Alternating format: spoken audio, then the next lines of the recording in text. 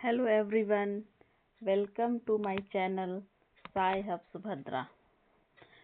कैसे हैं आप लोग? आई होप आप सभी अच्छे होंगे।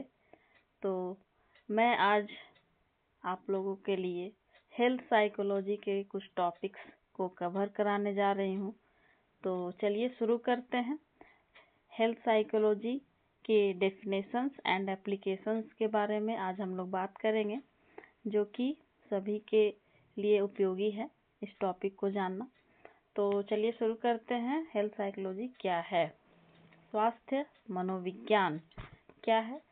स्वास्थ्य मनोविज्ञान मनोविज्ञान की वह शाखा है जो यह अध्ययन करती है कि व्यक्ति के विचार, भावनाएं, व्यवहार, जीवन शैली, सामाजिक वातावरण और जैविक प्रक्रियाएं उसके स्वास्थ्य, बीमारी और उपचार को किस प्रकार प्रभावित करती है। इसका मतलब ये हुआ कि स्वास्थ्य मनोविज्ञान मनोविज्ञान का एक शाखा है। सबसे पहली बात कि यह मनोविज्ञान का एक शाखा है, ब्रांच है। और ये क्या करता है?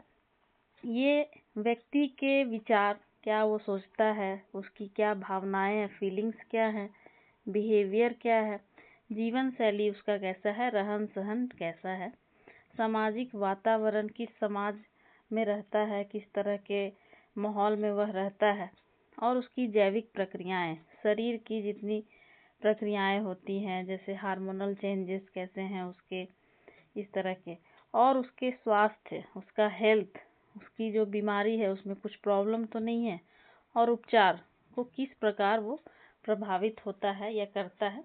तो इस बारे में स्टडी स्वास्थ्य मनोविज्ञान करता है। इजी लैंग्वेज में कहा जाए तो इसको दूसरे शब्दों में भी हम लोग कह सकते हैं कि यह मन और शरीर के संबंध को समझकर स्वास्थ्य को बढ़ावा देने एवं बीमारी को रोकने का वैज्ञानिक अध्ययन है। यानी ये हमारे मन और शरीर, मन का मतलब है यहाँ पे माइंड, हमारा दिमाग, और हमारा शरीर जो है, ये दोनों एक दूसरे से रिलेटेड होता है, और ये दोनों को ही समझ करके हमारा स्वास्थ्य को बढ़ावा दिया जाता है और बीमारी को भी रोकने का कोशिश किया जाता है, और इसका पूरा स्टडी यहाँ किया जाता है हेल्थ साइकोलॉजी में। तो कुछ मनोवैज्ञानिकों के द्वारा चलिए देखते हैं इम्पोर्टेंट डेफिनेशंस कि भाई क्या किसने कहा है। तो अमेरिकन साइकोलॉजिकल एसोसिएशन APA, ये काफ़ी इम्पोर्टेंट है, एक संस्था है जो साइकोलॉजी को लेकर के बहुत सारे रिसर्च करती है, स्टडी करती है। तो ये APA जो है, ये क्या कह रहा है? हेल्थ साइकोलॉजी जो है फोकस करता है किस चीज़ पर? जैविक, मनोवैज्ञानिक और सामाजिक कारक जो कि स्वास्थ्य और बीमारी को कैसे प्रभावित करते हैं, इस चीज़ का ये सर्च करता है, खोजता है। तो काफ़ी इजी है ये डेफिनेशन, आप आराम से इसको लिख सकते हैं, पढ़ भी सकते हैं। Health psychology focuses on how biological, psychological and social factors influence health and illness. ठीक है, चलते हैं नेक्स्ट। एक और है डेफिनेशन, माटाराजो के द्वारा दिया गया है 1980 में। ये क्या कह रहे हैं? ये कह रहे हैं कि स्वास्थ्य मनोविज्ञान स्वास्थ्य संवर्धन, यानी स्वास्थ्य को बढ़ावा देता है और उसका संरक्षण, उसको संरक्षित करता है, बचाव करने में मनोविज्ञान के शैक्षिक, वैज्ञानिक और व्यावसायिक योगदानों का समुच्चय है। समुच्चय मतलब एक एग्रीगेट है, मतलब एक जगह सभी को मिला करके ये रखता है। यानी हेल्थ साइकोलॉजी क्या करता है? हमारे स्वास्थ्य को बढ़ावा देता है और रोगों से बचाव करता है, संरक्षण प्रदान भी करता है। तो ये था कुछ डेफिनेशंस। और अब हम लोग चलते हैं कि हेल्थ साइकोलॉजी के प्रमुख लक्षण क्या क्या हैं। तो हेल्थ साइकोलॉजी का पहला लक्षण है, या सॉरी लक्ष्य है, लक्ष्य गोल्स क्या है? तो गोल्स है पहला कि हेल्थ साइकोलॉजी किस चीज़ को प्राप्त करना चाहता है। तो सबसे पहला ये हेल्थ को प्रमोट करना चाहता है कि हेल्थ को बढ़ावा मिले, स्वास्थ्य को बढ़ावा मिले, लोग स्वस्थ रहें। दूसरा है बीमारी की रोकथाम, प्रिवेंशन ऑफ इलनेस, बीमारी को रोकथाम करता है।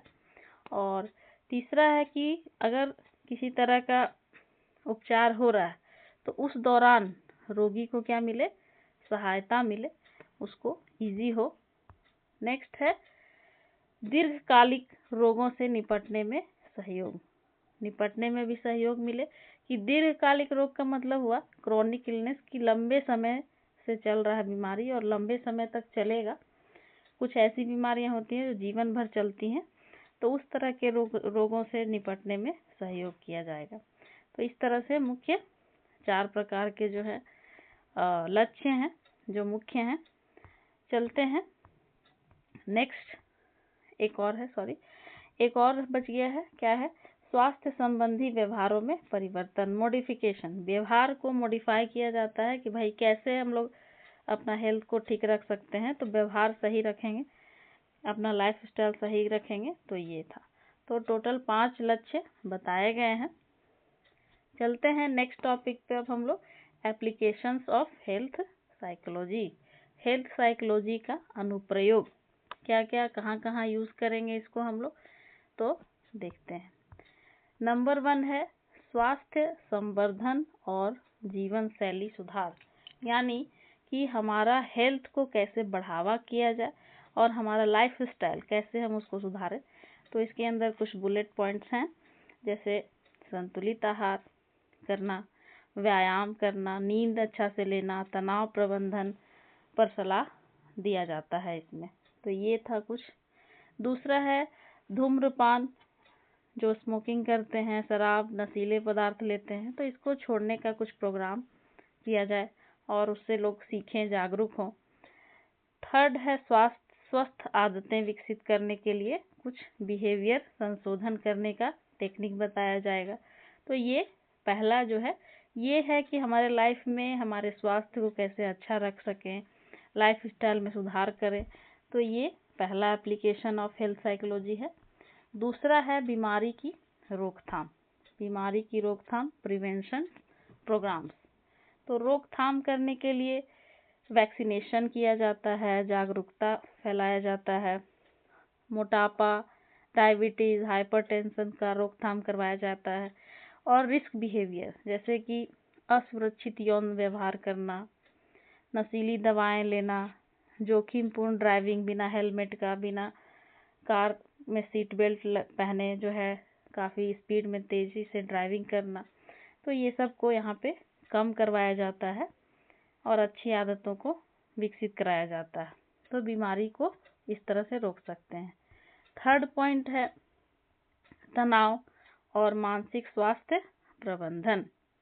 तो तनाव और मानसिक स्वास्थ्य को कैसे मैनेज किया जाएगा, क्योंकि हमारे लाइफ में आज के समय में तनाव बहुत आ गया, हर क्षेत्र से तनाव ही तनाव आ रहा है, मिल रहा है हम लोग को। तो इसको कैसे किया जाएगा, तो तनाव के शारीरिक प्रभाव, जैसे हमारे शरीर पर क्या प्रभाव पड़ता है, जैसे बीपी हो जाता है बहुत लोग को, हार्ट रेट बढ़ जाता है, इम्यूनिटी पर प्रभाव पड़ जाता है, तो हर समय सर्दी, खांसी, एलर्जी होते रहता है।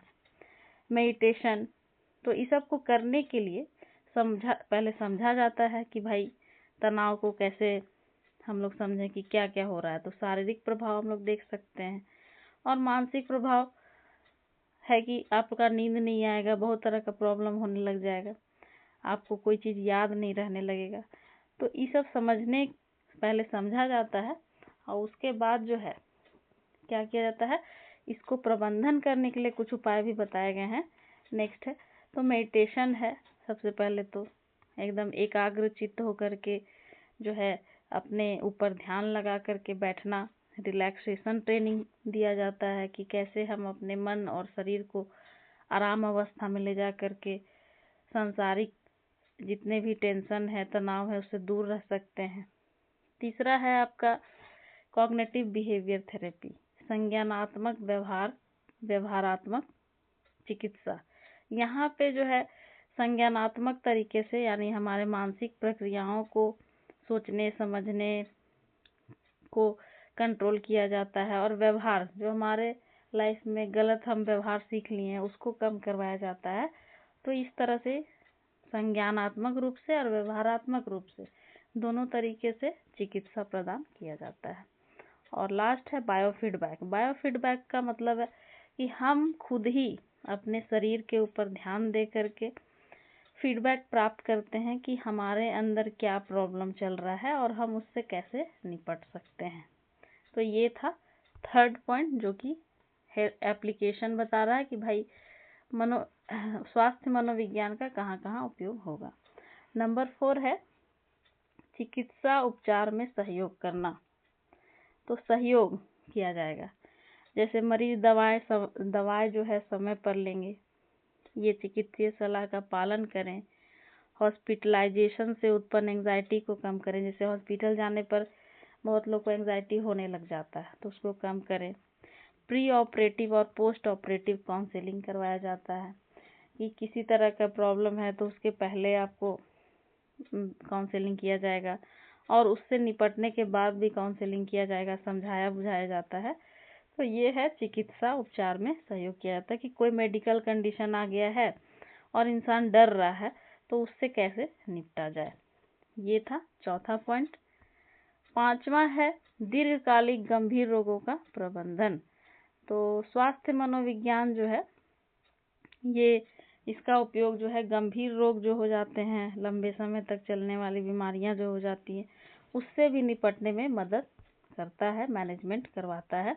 जैसे कैंसर है, डायबिटीज़ है, हृदय रोग है, अस्थमा, HIV, एड्स से जुड़ी जो भी भावनात्मक समस्याएं होती हैं, जैसे कि कुछ बीमारी हो जाता है तो लोग पहले से सोच सोच के ही टेंशन में आ जाते हैं, नेगेटिव सोचने लग जाते हैं, तो ये सब से निपटने में मदद करता है। दर्द प्रबंधन, किसी तरह का पेन हो रहा है तो उसका भी जो है काउंसलिंग करके सकारात्मक बातें करके ठीक करवाया जाता है। उस दर्द पर से ध्यान हटा करके उनको सकारात्मक सोच की ओर ले जाया जाता है, उनके क्वालिटी ऑफ लाइफ को बढ़ाया जाता है, एक अच्छा लाइफ को बढ़ावा देने का कोशिश किया जाता है। तो ये पांचवा पॉइंट था। छठा पॉइंट है स्वास्थ्य सेवा प्रणाली में सुधार। हेल्थ को कैसे हम लोग जो है सेवा देते हैं तो उसमें क्या क्या सुधार होना चाहिए।